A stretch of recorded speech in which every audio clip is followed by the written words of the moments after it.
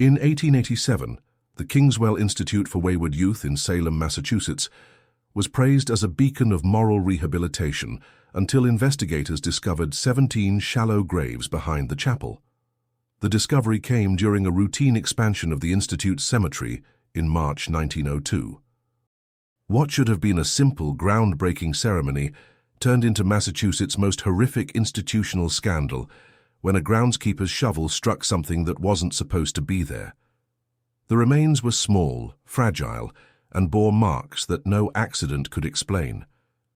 Within hours, the pristine reputation of the Kingswell family, philanthropists, community leaders, and devout Christians, would crumble like the bones emerging from their consecrated ground. The institution's reputation, the Kingswell Institute for Wayward Youth, stood as a testament to Christian virtue in the historic city of Salem, Massachusetts.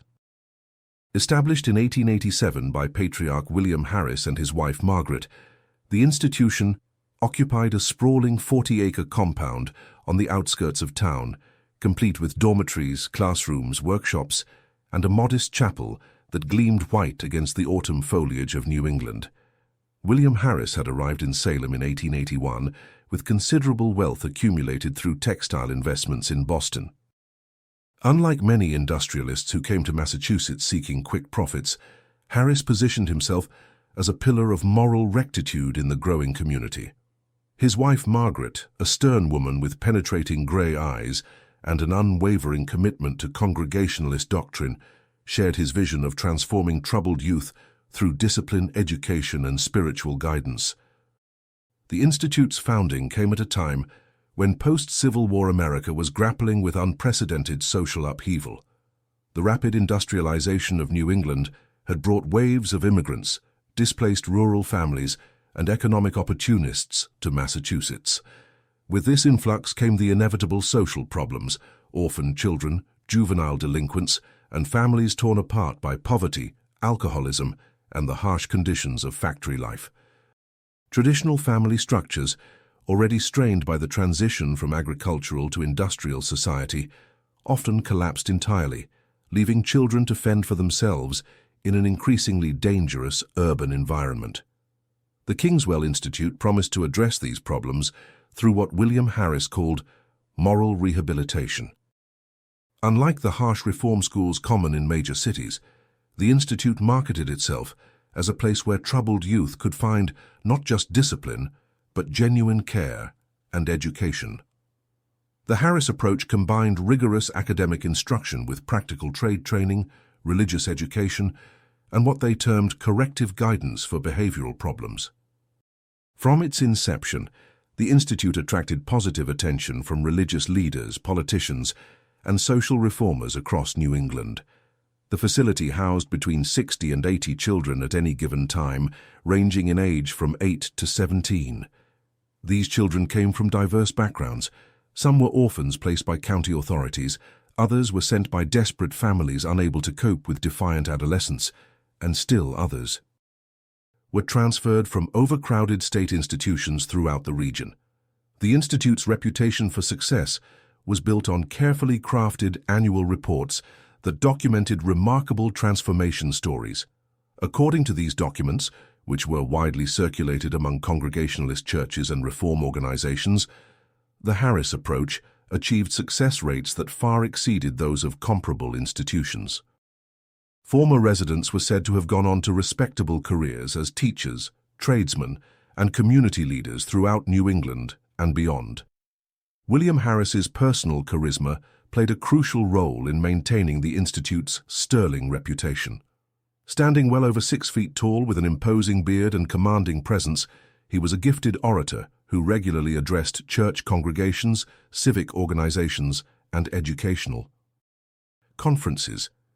His speeches, meticulously documented in contemporary newspapers like the Salem Evening News and Boston Herald, combined religious fervor with practical wisdom about child development and social reform. Margaret Harris, though less publicly visible than her husband, was equally instrumental in shaping the Institute's image. She managed the day-to-day operations with meticulous attention to detail, ensuring that visiting dignitaries always encountered spotless facilities well-behaved children, and carefully orchestrated demonstrations of the Institute's educational programs. Her correspondence with parents and guardians, preserved in the family archives, reveals a woman who presented herself as a maternal figure, capable of providing the guidance that biological parents had failed to offer. The Institute's physical plant reinforced its reputation for progressive reform. The main dormitory building, constructed of local granite stone, featured large windows, central heating, and individual sleeping quarters, rather than the warehouse-style accommodations typical of similar institutions. The dining hall could accommodate the entire student body at long wooden tables, creating an atmosphere that visitors often compared to a large family gathering rather than an institutional meal service. Educational facilities at the Institute were equally impressive. The main classroom building contained 8 separate rooms equipped with modern desks, blackboards, and educational materials imported from Boston's finest suppliers. The library, though modest by today's standards, was considered exceptional for a reform institution, containing over 1,500 volumes on subjects ranging from basic literacy to advanced mathematics and natural sciences. The workshop buildings housed fully equipped facilities for carpentry, metalworking, and textile production, allowing students to develop marketable skills while contributing to the Institute's economic sustainability. The Institute's chapel served as both a spiritual center and a symbol of the Harris family's religious commitment. The building's Gothic Revival architecture, complete with stained glass windows imported from England, created an atmosphere of reverence that impressed visitors and reinforced the institution's image as a place where moral transformation was not just possible, but inevitable. Sunday services were open to the public, and many prominent Salem residents regularly attended, drawn by William Harris's passionate sermons and the sight of formerly troubled youth singing hymns with apparent devotion. Financial support for the Institute came from multiple sources, creating a stable foundation that allowed the Harris family to focus on their mission rather than constant fundraising. The family's personal wealth provided initial capital and ongoing support, while tuition payments from families and government contracts with county authorities generated steady revenue. Additional funds came from the sale of goods produced in the Institute's workshops, where students learned trades while contributing to the facility's economic sustainability through the production of textiles, furniture, and metal goods that were sold. Throughout the region, the Harris family's social position in Salem society was unassailable. William served on the school board, the hospital board, and the city council, while Margaret led the Congregationalist Women's Auxiliary and organized charitable drives for various causes. Their 3 adult children, Edward, Dorothy, and Charles, were respected members of the community, with Edward practicing law in Boston, Dorothy married to a prominent merchant, and Charles managing the family's extensive business interests. Contemporary newspaper coverage of the Institute consistently emphasized its innovative approaches and remarkable success rates. The Salem Evening News published annual features highlighting the institution's achievements, often including testimonials from former residents who had successfully integrated into society. These articles, written in the flowery style typical of late 19th century journalism, portrayed the Harris family as visionary reformers whose work represented the best of American Christian charity and progressive education. State officials regularly praised the Institute as a model for institutional reform. The Massachusetts Board of State Charities, in its 1895 annual report, specifically commended the Kingswell Institute for its enlightened approach to juvenile rehabilitation and recommended that other institutions adopt similar methods. This official endorsement further enhanced the Institute's reputation and helped attract additional referrals from government agencies throughout New England. The Institute's success was also reflected in its expansion over the years. By 1895, the original buildings had been supplemented with additional dormitories, expanded workshop facilities, and improved recreational areas. The grounds featured carefully maintained gardens, athletic fields, and walking paths that created an environment more reminiscent of a private academy than a reform institution. This physical transformation paralleled the Institute's growing reputation as a place where troubled youth could find redemption through a combination of discipline, education, and Christian love. Visitors to the Institute invariably came away impressed by what they witnessed. Detailed accounts from social reformers, religious leaders, and government officials consistently described well-behaved students, dedicated staff, and facilities that exceeded expectations for institutions serving troubled youth. These testimonials, widely published in religious and reform publications throughout the Northeast, contributed to the Institute's national reputation and established the Harris family as leading authorities on juvenile rehabilitation.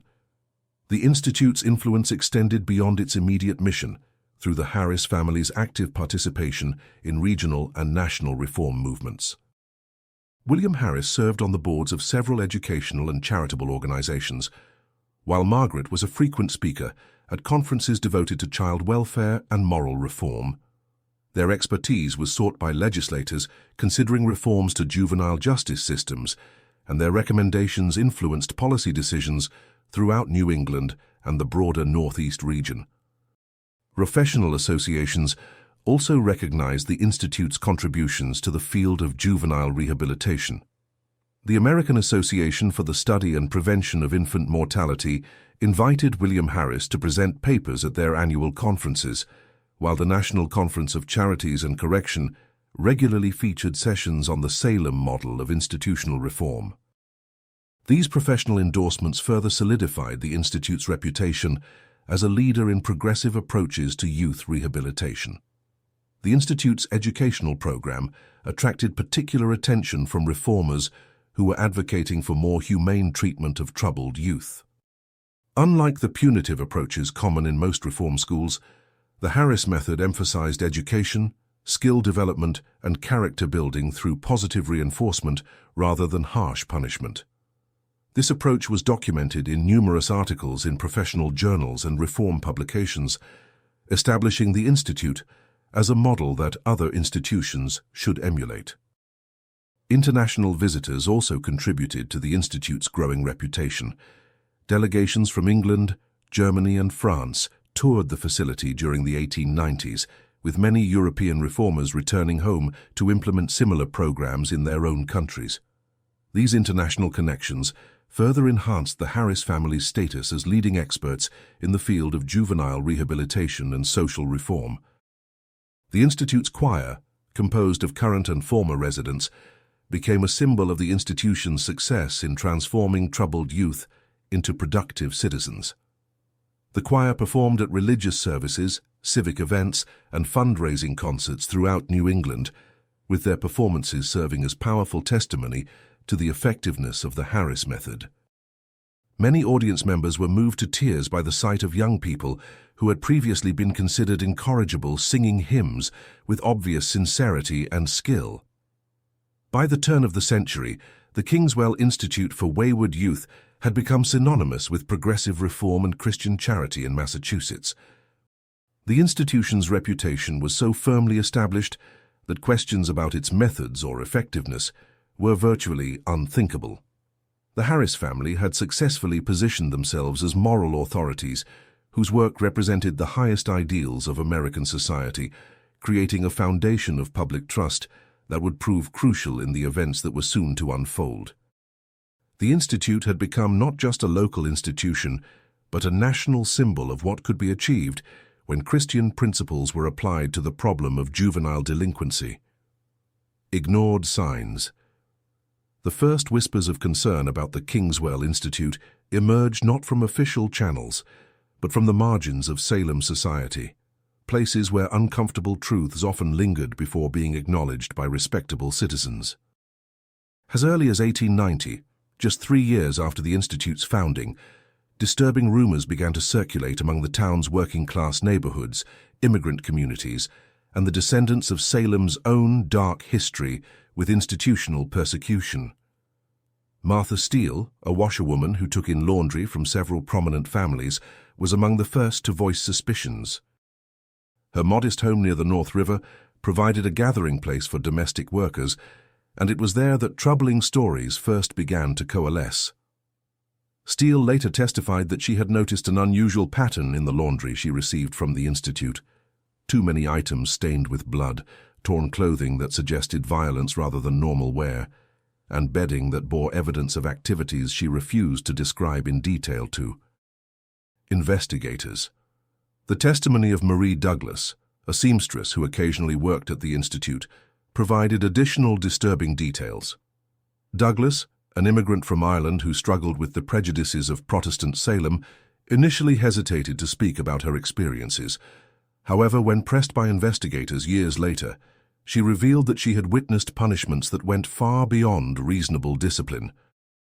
Children who violated rules were subjected to prolonged isolation in basement cells, forced to stand for hours without food or water, and beaten with implements that left permanent scars. More troubling were Douglas's observations about the institute's infirmary. She described a room in the basement of the main building where sick or injured children were kept separate from the general population. According to Douglas, these children often arrived at the infirmary following special sessions with William Harris, emerging with injuries that required extended treatment. Many of these children, she claimed, never returned to the dormitories, with staff explaining their absence as transfers to other institutions or returns to family members who had requested their release.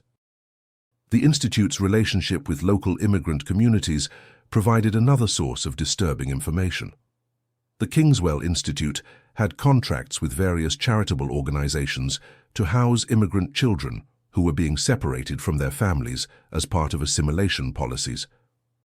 These children, often taken from Irish, Italian, and French-Canadian families, had no relatives nearby to monitor their treatment or advocate for their welfare. Joseph Carter, a mixed heritage man who worked as a translator for various charitable organizations, began to notice troubling patterns in the placement of immigrant children at the institute. In his correspondence with charitable organizations, preserved in the archives of the Massachusetts Historical Society, Carter reported that immigrant children sent to the Kingswell Institute had significantly higher rates of transfer to other institutions than their native-born counterparts.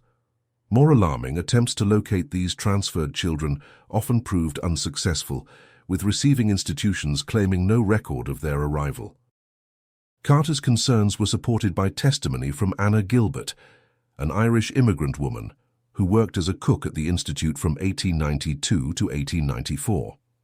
Gilbert, speaking through an interpreter during later investigations, described a systematic pattern of abuse directed specifically at immigrant children. These children, she claimed, were subjected to more severe punishments than native-born children for identical infractions, forced to work longer hours in the institute's workshops, and denied medical care that was routinely provided to other students. The institute's staff turnover rate provided another indicator of problems that were being systematically ignored. Personnel records, later examined by investigators, revealed that the average tenure of non-family employees was less than 18 months, with many workers leaving without completing their contracts. Exit interviews, when conducted at all, typically cited philosophical differences with the institute's methods or personal reasons for departure. Several former employees who left the institute during its early years provided disturbing accounts of their experiences. Charles Baker, who worked as a groundskeeper from 1889 to 1891, described his growing discomfort with activities he witnessed while maintaining the institute's extensive grounds. Baker reported seeing children engaged in manual labor that appeared to exceed the bounds of educational training, working in dangerous conditions without adequate supervision or safety equipment. More disturbing were Baker's observations about the institute's disciplinary practices. He described witnessing punishments that took place in isolated areas of the grounds, away from the main buildings where visitors might observe them. These sessions, conducted by William Harris himself, or by his son Edward, involved physical abuse that left children unable to work or attend classes for days afterward. Baker claimed that his attempts to report these incidents to Margaret Harris were dismissed with explanations that he had misunderstood the nature of the Institute's corrective methods. The Institute's medical records, maintained by Dr. Harold Price, the family physician who served as the facility's medical officer, revealed patterns that should have triggered official scrutiny. Price's records, preserved in the archives of the Massachusetts Medical Society, documented unusually high rates of injuries among the institute's residents, with explanations that often defied medical logic. Children suffering from broken bones were described as accident-prone, while others with internal injuries were said to have pre-existing conditions that had gone undetected. More troubling were the records of children who died while in the institute's care.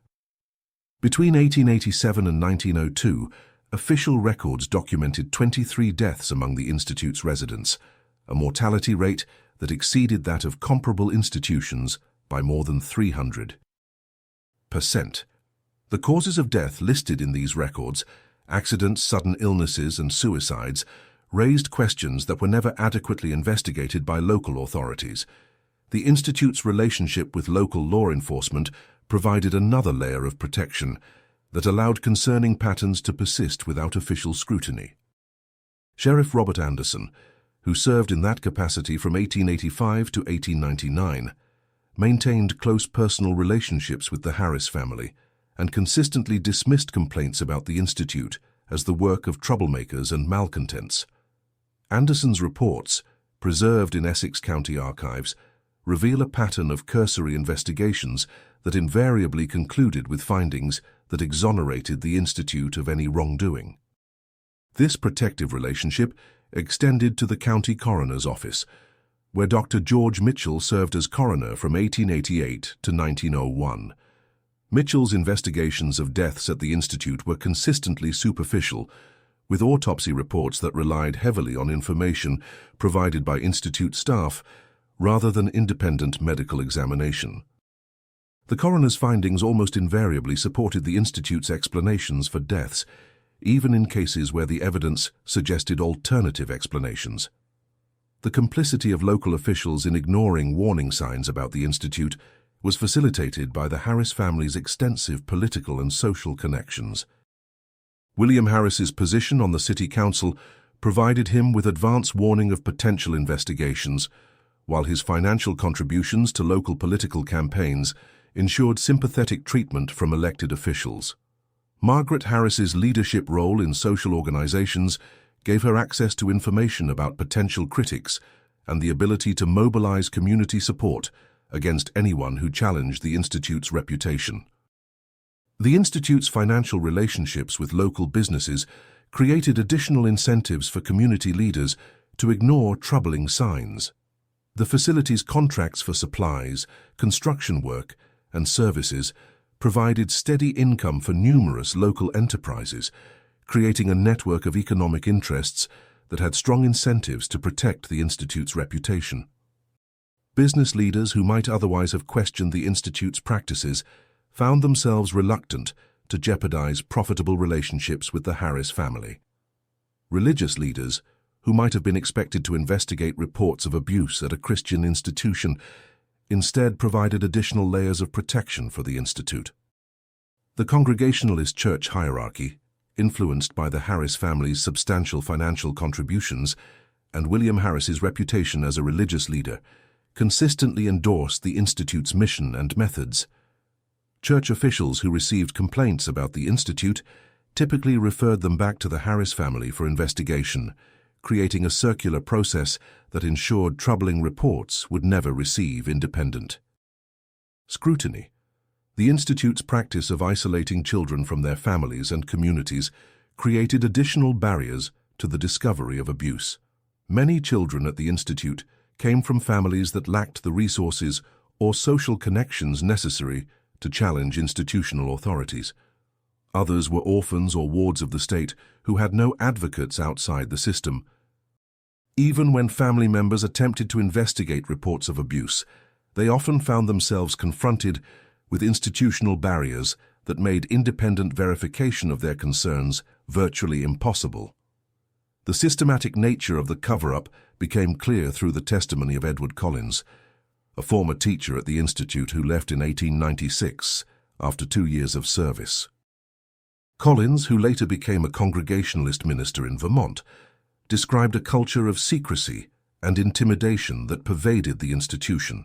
New employees were required to sign agreements that prohibited them from discussing institute operations with outsiders, while those who raised concerns about treatment methods were quickly dismissed or pressured to resign. The institute's location in Salem, with its dark history of institutional persecution during the witch trials, provided an ironic backdrop for the modern abuse that was occurring within its walls. Some local residents, particularly those whose families had lived in Salem for generations, noted the parallels between the institute's secretive operations and the community's historical tendency to ignore evidence of institutional wrongdoing until it became impossible to deny. Dr. Price's medical records also revealed a disturbing pattern of experimental procedures being performed on children at the institute. These procedures, which appeared to have no therapeutic purpose, were described in the records as research activities, designed to advance the understanding of juvenile psychology and physiology.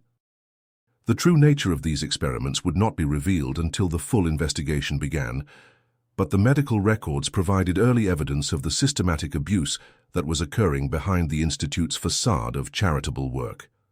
The state's oversight mechanisms, which should have provided protection for the children in the Institute's care, proved to be woefully inadequate. The Massachusetts Board of State Charities conducted only superficial inspections of the facility, relying heavily on information provided by the Harris family rather than conducting independent investigations. The board's reports consistently praised the Institute's operations, while ignoring evidence that suggested serious problems with the treatment of residents. By the turn of the century, the accumulation of ignored signs had created a situation where systematic abuse could with virtual impunity. The Harris family had successfully constructed a protective network of political, social, and economic relationships that insulated them from scrutiny, while allowing them to maintain their public image as moral reformers. The children in their care, isolated from potential advocates and silenced by fear and intimidation, had no effective means of bringing their suffering to public attention. The stage was set for the horrific discoveries that would soon expose the true nature of the Kingswell Institute and forever destroy the reputation of the Harris family. Horror uncovered. The March morning in 1902 that would forever destroy the Kingswell Institute's reputation began as a celebration. The expansion of the facility's cemetery had been planned for months, with local dignitaries invited to witness the groundbreaking ceremony that would provide additional burial space for the growing institution. William Harris, now 61 years old and still commanding in his presence, had prepared remarks about the Christian duty to provide proper burial for those who had died while seeking redemption. The ceremony proceeded normally until groundskeeper Thomas Lambert's shovel struck something unexpected in what should have been virgin soil. The object that emerged from the earth was small, white and unmistakably human, a child's skull bearing fractures that no natural death could explain. Within minutes, the festive atmosphere had transformed into horrified silence as more remains emerged from the shallow grave. Lambert, a man of few words who had worked at the Institute for 8 years, later testified that he had immediately recognized the significance of his discovery. The skull bore clear evidence of blunt force trauma, with multiple fractures that formed a pattern consistent with repeated blows from a heavy object. More disturbing were the remains of other children found in the same grave, their bones bearing similar evidence of violence that spoke to systematic murder rather than accidental death. The investigation that followed would reveal the full extent of the horrors that had been concealed behind the Institute's facade of Christian charity. Sheriff James Franklin, who had replaced the compromised Robert Anderson 2 years earlier, immediately secured the scene and called for assistance from the State Attorney General's office. The decision to involve state authorities, rather than relying on local officials, would prove crucial in ensuring that the investigation proceeded without interference from the Harris family's political allies. Dr. Arthur Newman, the state's chief medical examiner, arrived from Boston within 24 hours of the discovery. Newman's examination of the remains revealed evidence of systematic torture and murder that shocked even experienced investigators. The 17 bodies found in the graves behind the chapel included children ranging in age from 8 to 16, with evidence of prolonged abuse preceding their deaths that painted a picture of deliberate sadism rather than institutional neglect. The medical evidence was overwhelming and horrific. Bone analysis revealed patterns of healing fractures that indicated repeated physical abuse over extended periods, with some children showing evidence of dozens of broken bones that had been allowed to heal improperly. Several victims showed evidence of malnutrition, despite the Institute's well-documented food supplies, suggesting that children were deliberately starved as part of their punishment. Most disturbing were the skeletal remains that bore evidence of surgical procedures performed without proper medical justification, including experimental operations that appeared to have been conducted for no therapeutic purpose. The investigation quickly expanded beyond the physical evidence to include testimony from former employees and residents who had previously been too frightened or intimidated to speak. The state's offer of protection for witnesses, combined with the shocking nature of the physical evidence, encouraged dozens of people to come forward with accounts of abuse they had witnessed or experienced at the Institute. Louise Ellis, who had worked as a night supervisor at the Institute from 1894 to 1897, provided testimony that revealed the systematic nature of the abuse.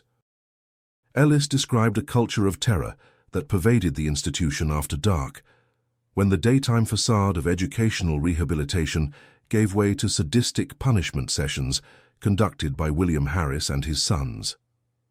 These sessions, which Ellis termed corrective treatments, involved torture methods that were designed to inflict maximum pain while avoiding visible injuries that might raise questions from visitors.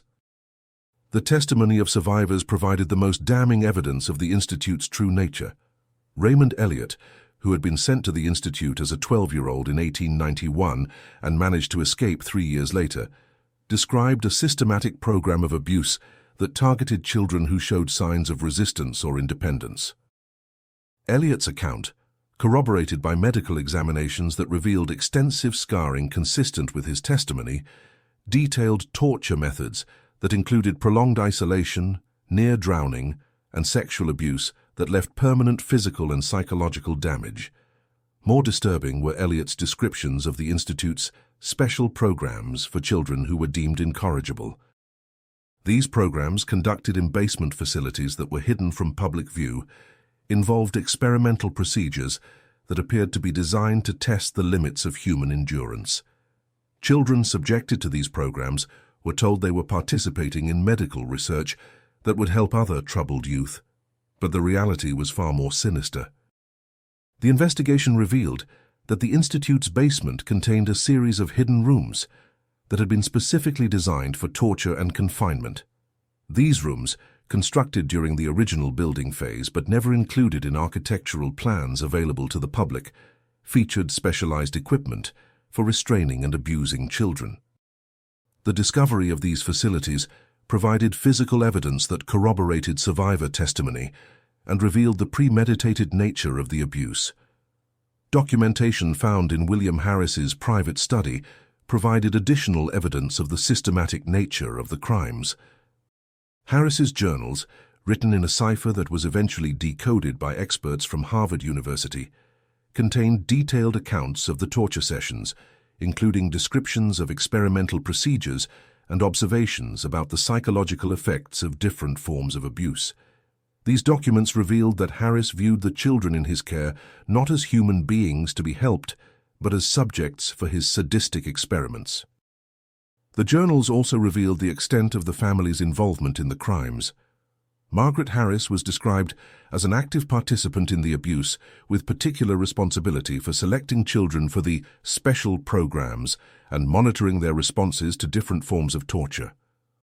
The couple's adult children were also implicated, with Edward Harris serving as his father's primary assistant in the torture sessions and Dorothy using her position in local social organizations to identify potential victims and silence potential critics.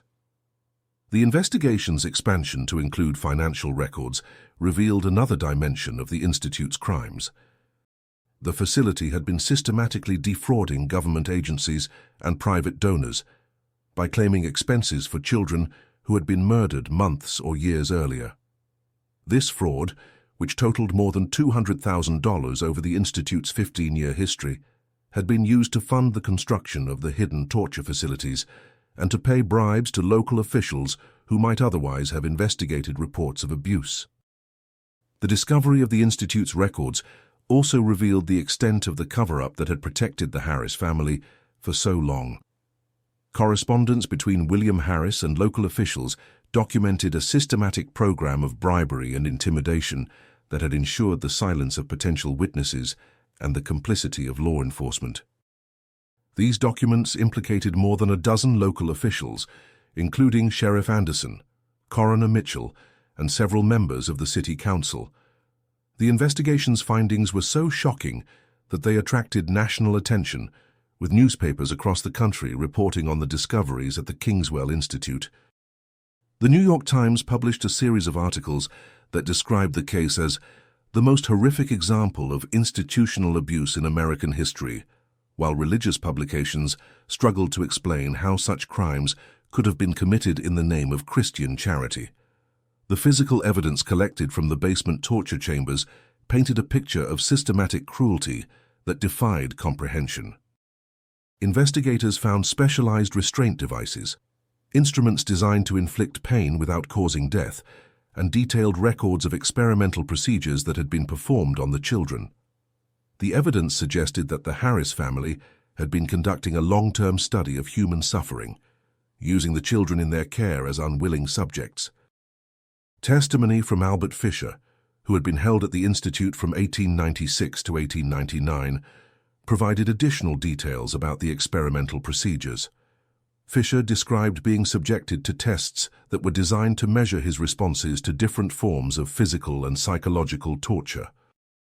These tests, which were conducted under the guise of medical examinations, involved procedures that caused permanent damage to his nervous system and left him with disabilities that would affect him for the rest of his life. The investigation also revealed the existence of detailed photographic records of the abuse, which the Harris family had maintained as part of their experimental documentation. These photographs, which were too disturbing to be released to the public, provided irrefutable evidence of the systematic nature of the crimes and the deliberate way in which the family had documented their activities.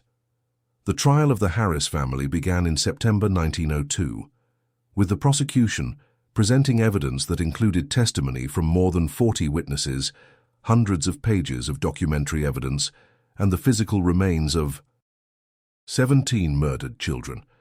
The defense, led by one of Boston's most prominent criminal attorneys, attempted to argue that the evidence had been fabricated by political enemies of the family, but the overwhelming nature of the proof made such arguments impossible to sustain.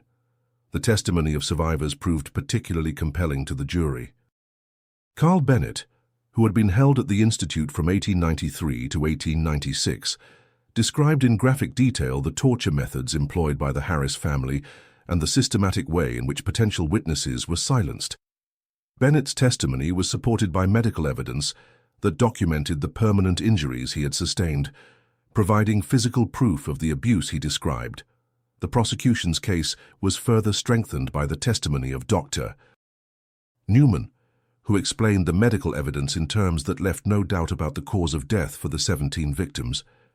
Newman's testimony included photographic evidence of the skeletal remains, showing the jury the full extent of the violence that had been inflicted on the children. The prosecutor's closing argument, which lasted more than 6 hours, methodically reviewed the evidence and argued that the crimes represented a level of evil that demanded the strongest possible punishment.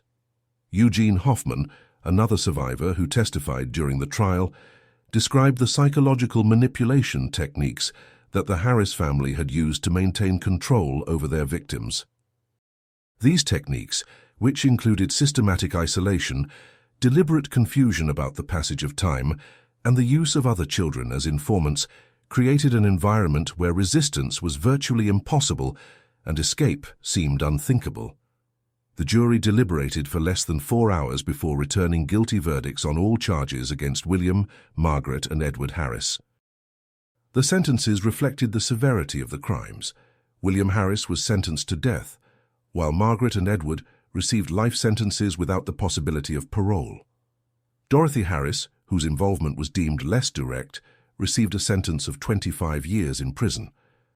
The convictions provided a sense of justice for the victims and their families, but they also raised troubling questions about how such crimes could have continued for so long without detection.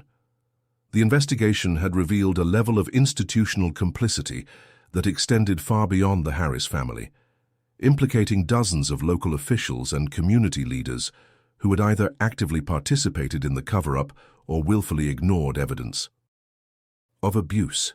The discovery of additional evidence during the cleanup of the institute revealed the true scope of the crimes. Hidden compartments in the basement contained the personal belongings of children who had been reported as transferred to other institutions, providing proof that these children had actually been murdered. The belongings, which included letters written by the children to their families, painted a heartbreaking picture of young people who had died believing that no one cared about their fate. Legacy and silence. The execution of William Harris on January 15, 1903, should have marked the end of the Kingswell Institute scandal, but instead it became the beginning of a systematic campaign to erase the crimes from public memory. Within hours of Harris's death, powerful forces throughout Massachusetts began working to minimize the scandal's impact on the state's reputation and to protect the surviving members of the conspiracy that had enabled the abuse. The campaign to suppress the truth began with the destruction of evidence. The Kingswell Institute buildings were demolished within weeks of the trial's conclusion, with the state claiming that the structures posed a public health hazard.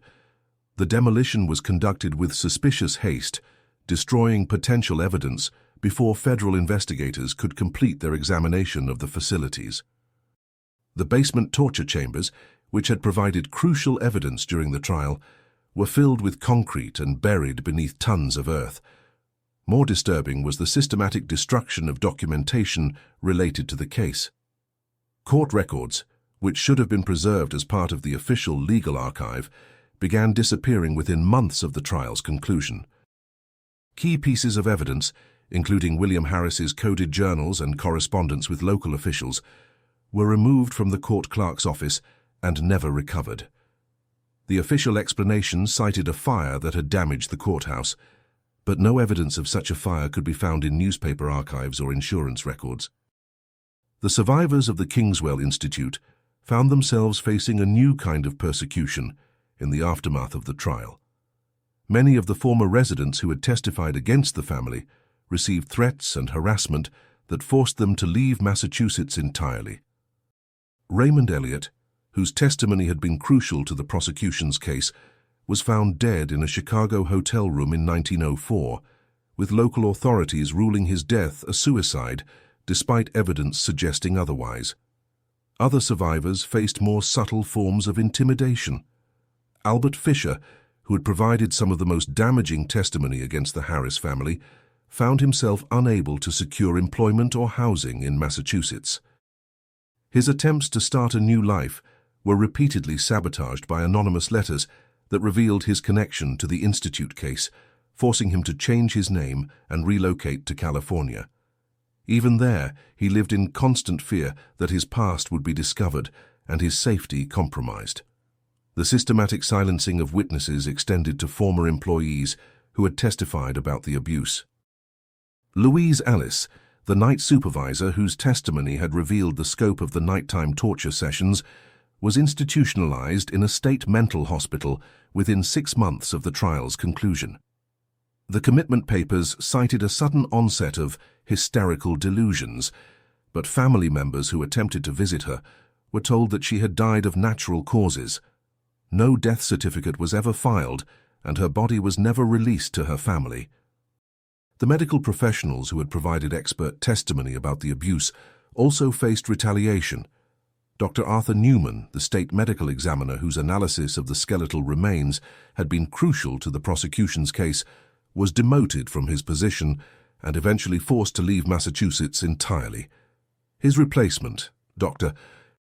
Walter Green, was a political appointee with no background in forensic medicine, who quickly issued revised reports that minimized the significance of the physical evidence. The campaign to rewrite history extended to the press coverage of the case. Newspapers that had initially provided extensive coverage of the trial began publishing articles that questioned the validity of the evidence and suggested that the Harris family had been victims of a political conspiracy. The Salem Evening News, which had originally praised the investigation, published a series of editorials arguing that the case had been exaggerated by sensation-seeking journalists and ambitious prosecutors. This revisionist campaign was supported by prominent citizens who had financial or political interests in minimizing the scandal's impact. Business leaders who had profited from contracts with the Institute funded a public relations campaign that portrayed the Harris family as tragic figures who had been destroyed by false accusations. Religious leaders, embarrassed by the association between the Congregationalist Church and the abuse, began arguing that the family's crimes had been the result of mental illness rather than deliberate evil. The state government's response to the scandal was equally troubling. Rather than implementing reforms to prevent similar abuses, officials focused on limiting the damage to Massachusetts' reputation. The state legislature passed a law that sealed all records related to the case for 50 years, claiming that public access to the documents would interfere with ongoing investigations. No such investigations were ever conducted, and when the 50-year period expired, most of the sealed records had mysteriously disappeared. The federal government's response was similarly inadequate. Despite clear evidence that the abuse had involved violations of federal law, particularly in the treatment of immigrant children, federal prosecutors declined to pursue additional charges. The Department of Justice, which had placed dozens of children at the Institute through various government programs, conducted a cursory internal investigation that concluded with minor administrative changes rather than criminal prosecutions. The families of the victims found themselves facing a wall of official indifference when they attempted to seek justice or compensation. Wrongful death lawsuits were dismissed on technical grounds, with courts ruling that the statute of limitations had expired or that the families lacked standing to sue. The state of Massachusetts, which had been responsible for licensing and monitoring the Institute, claimed sovereign immunity and refused to accept any responsibility for the regulatory failures that had enabled the abuse. More troubling was the fate of the surviving children who had been residents of the Institute during the period of abuse. Many of these children, who had been traumatized by their experiences, were transferred to other institutions where they received no treatment for their psychological injuries. Others were returned to families who were unprepared to deal with the complex needs of severely traumatized children. The state made no effort to provide ongoing support or treatment for these victims, leaving them to cope with their trauma without assistance. The physical evidence of the crimes was systematically destroyed or hidden. The remains of the 17 murdered children were quietly buried in unmarked graves in a remote section of the Salem Cemetery, with no memorial or marker to identify their resting place.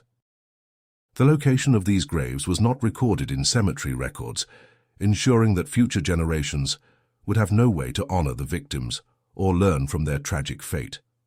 The land where the Institute had stood was sold to private developers who constructed a residential subdivision with no acknowledgement of the site's dark history. The new residents were not informed about the events that had occurred on their property, and no effort was made to preserve any memorial to the victims.